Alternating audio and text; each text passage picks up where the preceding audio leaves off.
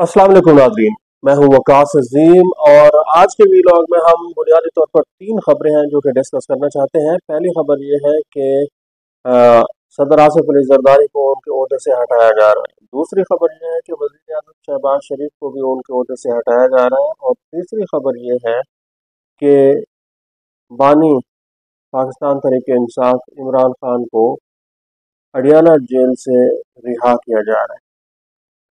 अब मैं दरअसल एक हफ्ते की छुट्टी पर मुल्तान गया हुआ था और मुल्तान से जब वापस आया हूँ तो यहाँ इस्लामाबाद शहर इक़्तिदार में ये तीनों खबरें बहुत ही ज़ोर शोर से चलाई जा रही हैं। ख़ासतौर पर हमारा जो सोशल मीडिया है इसके ऊपर एक तूफ़ान बरपा है कि ऐवान सदर से आसिफ अली जरदारी की छुट्टी होने वाली है और हुकूमत जो है वो एक ऐसी आइनी तरमीम ला रही है जिसके तहत इस वक्त पाकिस्तान का जो निज़ाम हुकूमत है, जिसको पाकिस्तान के वज़ीर दिफा ख्वाजा आसिफ ने हाइब्रिड निज़ाम करार दिया है, इस निज़ाम की बका और इस निज़ाम की तौसीह का बंदोबस्त किया जा रहा है।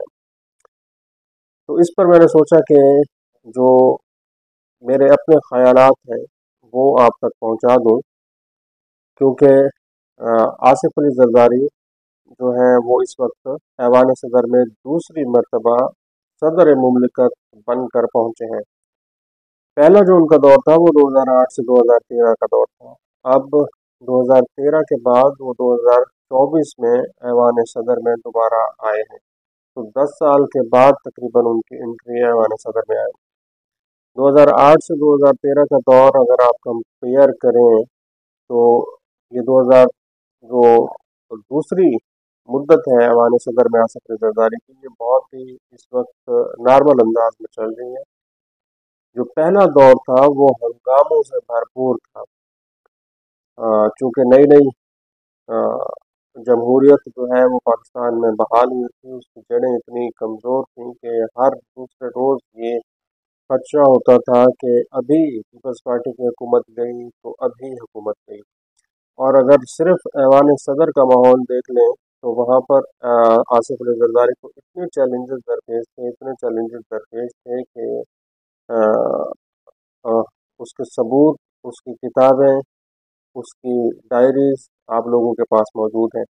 हाल ही में फरहतुल्लाह बाबर जो कि 2008 से 2013 तक आसिफ अली जरदारी के तर्जुमान भी थे, उन्होंने भी एक किताब लिखी है। वो किताब आप पढ़ें तो उसमें फरहतुल्लाह बाबर ये कह रहे हैं कि ऐवान सदर में आसिफ अली जरदारी की एक एक रात जो है वो मुश्किल थी और शुरू में उनको ऐसा महसूस होता था कि आसिफ अली जरदारी अपनी मुद्दत पूरी नहीं कर सकेंगे।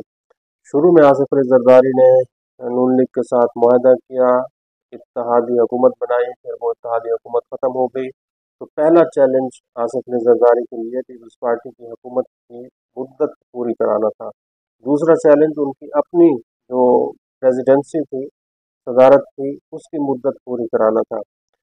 और जैसे ही हुकूमत पीपल्स पार्टी की वजूद में आई थी तो आपको याद होगा कि मियाँ नवाज शरीफ ने लाहौर से एक लॉन्ग मार्च शुरू कर दिया था और मुकर्रर तहरीक की बहाली जो है वो उसके लिए लॉन्ग मार्च हो रहा था। और पाकिस्तान पीपल्स पार्टी के ही रहनुमा एतजाज़ अहसन उसको लीड कर रहे थे। तो आसिफ अली जरदारी के लिए जजों को बहाल करना इंतहाई मुश्किल फैसला था, लेकिन उस फैसले और उस पूरे लॉन्ग मार्च को भी आसिफ अली जरदारी ने बहुत बेहतरीन तरीके से डिफ्यूज़ किया। फिर इसके बाद आप देखें कि किस तरह सिविल मिलिट्री ताल्लुकात जो हैं वो रोज़ बरोज़ कशीदा होते गए, सर्द जंग छिड़ चुकी। और फिर हुसैन हक्कानी का जो केस चला मेमो गेट स्कैंडल, उसमें आसिफ अली जरदारी को पाकिस्तान की मिलिट्री एस्टेब्लिशमेंट की तरफ से बहुत ज़्यादा मुखालफत का सामना करना पड़ा, बहुत बड़ा चैलेंज था। और आसिफ अली जरदारी ने वो चैलेंज भी बखूबी बेहतर तरीके से पूरा किया और सिविल मिलिट्री ताल्लुकात की कशीदगी के बावजूद अपनी मुद्दत पूरी की।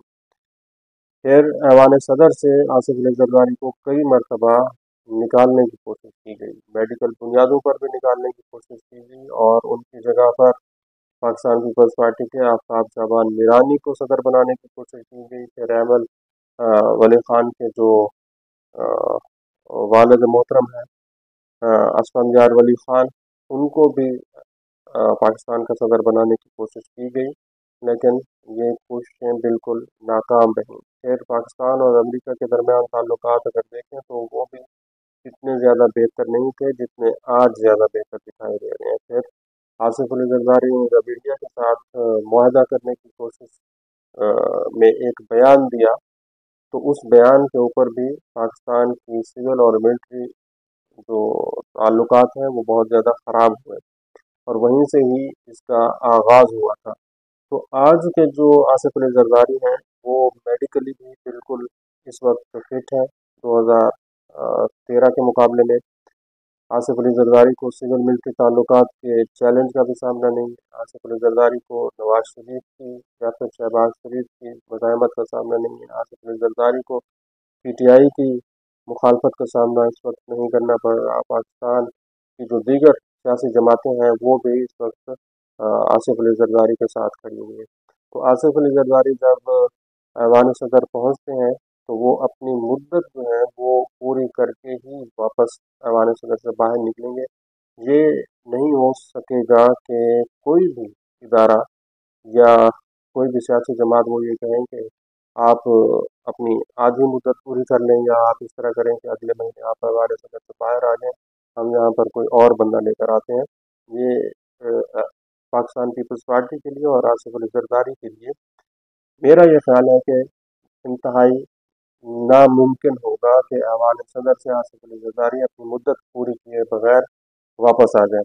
हाँ, एक लालच जो है वो आसिफ अली जरदारी को दिया जा रहा है, और वो लालच ये है कि कुछ लोग ये कह रहे हैं कि अगर हम अगले टेन्योर में, अगली हुकूमत में बिलावल भुट्टो को वज़ीर आज़म बना दें तो फिर आप ये ओहदा छोड़ दें, पहले ओहदा छोड़ दें। लेकिन ना तो बिलावल भुट्टो जरदारी इस पेशकश को कबूल करेंगे और ना ही आसिफ अली जरदारी इस पेशकश को कबूल करेंगे। पीपल्स पार्टी के पास इस वक्त 77 कौमी असम्बली की सीटें हैं। पीपल्स पार्टी के पास 2 सूबों में इस वक्त हुकूमत है, सिंध और बलूचिस्तान में। अगर पीपल्स पार्टी के ऊपर दबाव डालने की कोशिश की गई तो निज़ाम चाहे हाइब्रिड हो, सुपर हाइब्रिड हो, अपनी मुद्दत पूरी करे या फिर ना करे, फिर उसके बाद कोई भी इक़्तिदार में आए या इक़्तिदार पर कब्जा कर ले, कम अज़ कम मेरा ये ख्याल है कि पीपल्स पार्टी जो है वो इस सारी गेम का, इस सारी साजिश का हिस्सा नहीं बनेगी। ये पाकिस्तान पीपल्स पार्टी के लिए इंतहाई इंतहाई नामुमकिन होगा, मुश्किल होगा कि वो अगर किसी भी किस्म के लालच में आ जाए।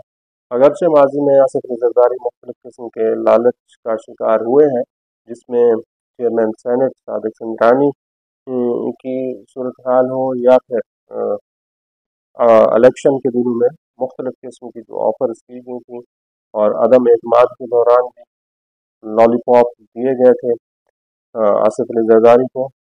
आसिफ अली जरदारी उस लॉलीपॉप का शिकार हुए, उस लालच का शिकार हुए, लेकिन इसके बावजूद उन्होंने सिस्टम को आगे चलाने की कोशिश की है। तो आपको याद होगा कि आसिफ अली जरदारी ने एक बयान दिया था कि हम ईंट से ईंट बजा देंगे। तो अगर ईंट से ईंट बजाने का कोई वक्त उनको पहले ऐवान सदर से निकालने की कोशिश कीजिए, तो मेरा ये ख्याल है कि ईंट से ईंट बजाने का जो वक्त है वो फिर शुरू हो जाएगा। आज के लिए इतना ही। इस वीडियो को आप कमेंट सेक्शन में जाकर लाइक कर सकते हैं और अपनी राय का भी इज़हार कर सकते हैं। बहुत बहुत शुक्रिया।